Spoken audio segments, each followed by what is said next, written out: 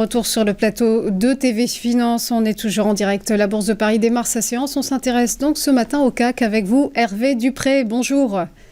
Bonjour Roselyne. Vous êtes trader pour compte propre et gestion indépendante. Séance en dents de scie, donc hier pour la cote parisienne qui termine aux portes des 8000 points avec un tout petit rebond lesté par Total Energy, lui-même plombé par la chute des cours du pétrole.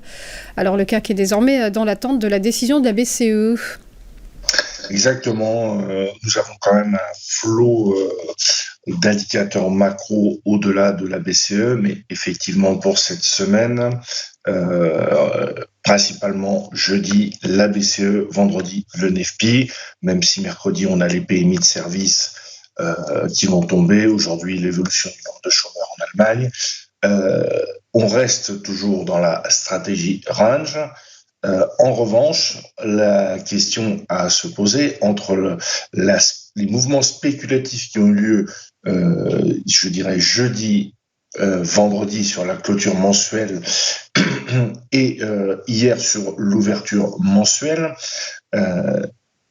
est-ce qu'on est en train de faire un espèce de dead cat bounce sur le palier bas du range 7900? En gros, le marché est vraiment sur son plancher, possiblement niveau de décrochage, sans toutefois décrocher.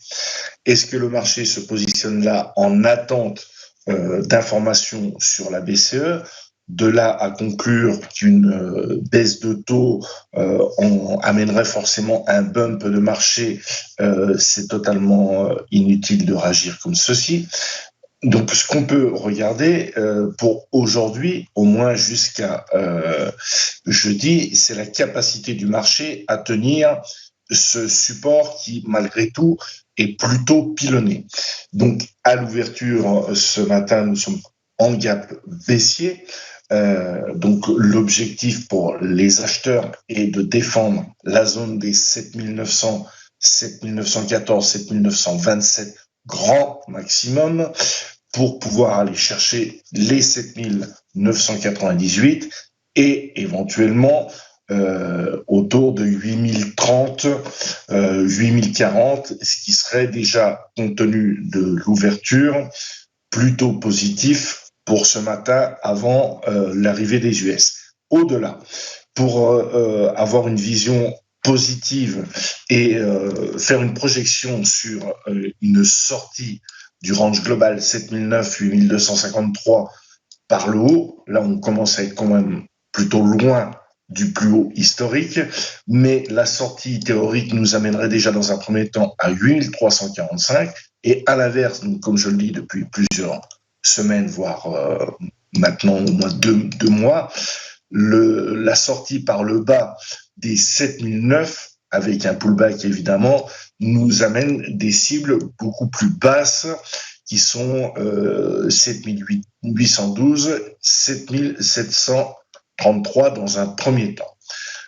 Pour l'instant, au niveau indication marché, comme je vous le disais, les carnets sont plutôt remplis de mouvements très spéculatifs, donc c'est plutôt réservé à un public extrêmement averti, capable de prendre des petits écarts rapidement. On travaille avec des volumes relativement faibles, dans l'attente de vrais signaux techniques de sortie, soit par le haut, soit par le bas.